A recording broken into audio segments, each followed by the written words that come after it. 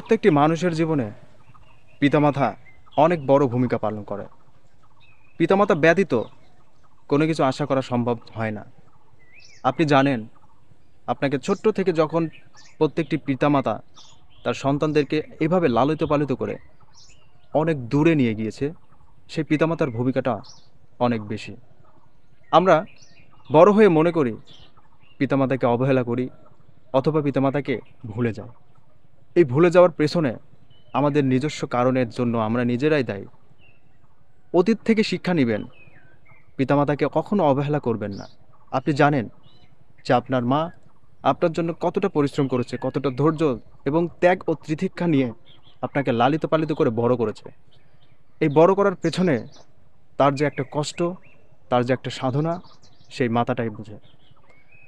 পৃথিবীতে মনে করেন আপনি কখনো একটা জায়গাতে যাওয়ার জন্য যে চেষ্টাটুকু করেছেন, সেই জায়গাতে যাওয়ার জন্য যে চেষ্টার প্রবলতা আপনার মধ্যে ছিল, আপনি ঠিক ততটাই পেয়েছেন।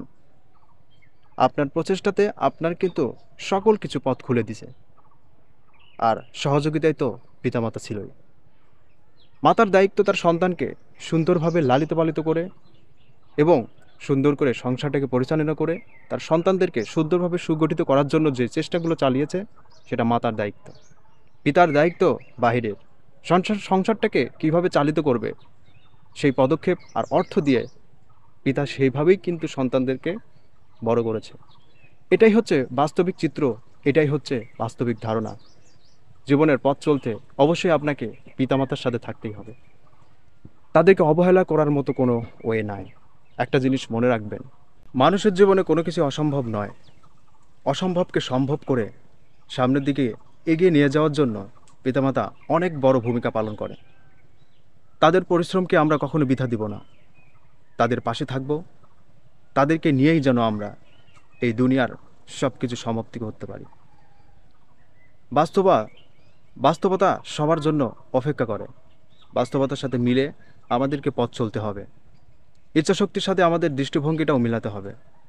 পরিস্থিতি যেমনই হোক, পরিস্থিতি যতই কঠিন হোক, সব কিছুকে মোকাবেলা করে নিজেকে টিকে রাখার জন্য, নিজের প্রবৃত্তিকে টিকে রাখার জন্য, নিজেদেরকে আরও প্রতিষ্ঠিত ও সুগঠিত করার জন্য আমরা পিতামাতার থেকে ভূমিকা নিয়ে, তাদের থেকে শিক্ষা নিয়ে, তাদের কথা মতো এবং আমাদের বুদ্ধিমত্তাকে জাগ্রত করে আমরা কিন্তু এভাবে এগিয়ে যেতে পারি। অবশ্যই পিতামাতা তার সন্তানের জন্য ভালো চান। সকল পিতামাতার জন্য আমার পক্ষ ও মনিরুল ব্লগার পক্ষ থেকে প্রাণঢালা শুভেচ্ছা, অভিনন্দন, আন্তরিক মোবারকবাদ, ভালোবাসা সকল পিতা ও মাতাদের জন্য। এভাবেই টিকে থাকুক প্রত্যেকটি সন্তানের ভালোবাসা, ইনশাআল্লাহ।